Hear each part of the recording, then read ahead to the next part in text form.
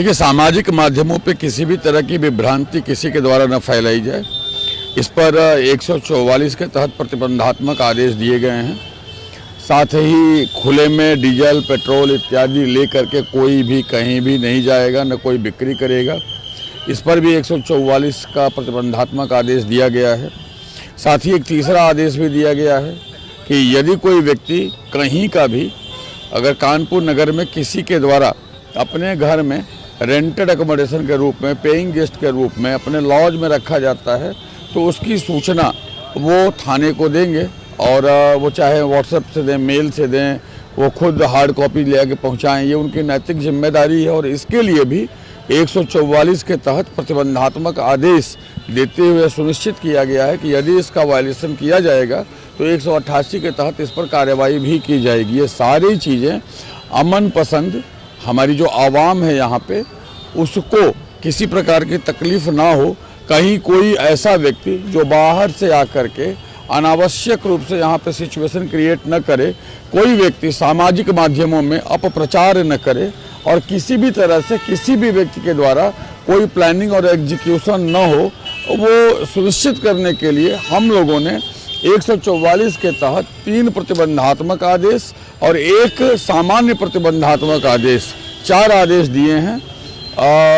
यह भी हम सुनिश्चित कर रहे हैं कि कई बार ऐसा होता है कि अराजक तत्व, ऐसे तत्व जिनका ऑब्जेक्टिव चीज़ों को बिगाड़ना होता है, उनकी अलग मंशा होती है, ऐसे लोग जो है वो हमारे समाज के भीतर आ करके अमन पसंद आवाम को परेशान करने के उद्देश्य से तमाम चीज़ें कर देते हैं। तो हमने सभी लोगों से बातचीत भी की है। हमारे जो यहाँ पर तमाम सुशिक्षित विद्वत जन, अलग अलग हमारे धर्मों के जो आचार्य हैं, जो हमारे उनके शहर काजी लोग हैं, जो मौलाना साहब लोग हैं, जो हमारे मस्जिदों के इमाम हैं, मंदिरों के जो पुजारी हैं, मुख्य पुजारी हैं, धर्माचार्य हैं, हमने सभी से बात की है। हमने समाज के अलग अलग संगठनों से भी बात की और हमने सुनिश्चित करने का प्रयास किया है कि अमन पसंद आवाम जो है, शांति पसंद लोग जो है, शांति प्रिय लोग जो हैं, वो आगे रहें, वो नेतृत्व करें और हम उन सभी मैकेनिज्म को ऑन ग्राउंड इम्प्लीमेंट एग्जीक्यूट कर रहे हैं।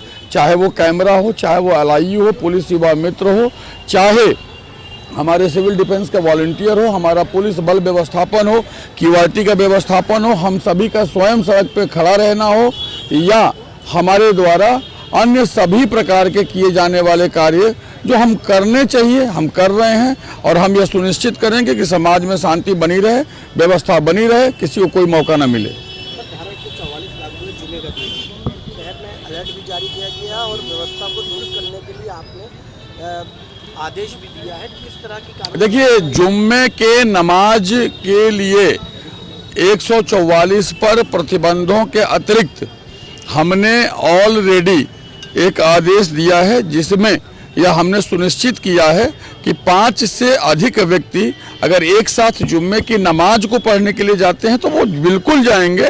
ये हमारी जो है धार्मिक परंपरा है और ये अति पवित्र मान्यता है। यह 144 का प्रतिबंधात्मक निर्देश उस पर लागू नहीं होता, लेकिन 144 के अन्य सभी आदेश उन सभी उपद्रवकारियों पर लागू होते हैं, होंगे और उसके अनुसार कार्यवाही होगी जो व्यवस्था को बिगाड़ने का कार्य करेंगे।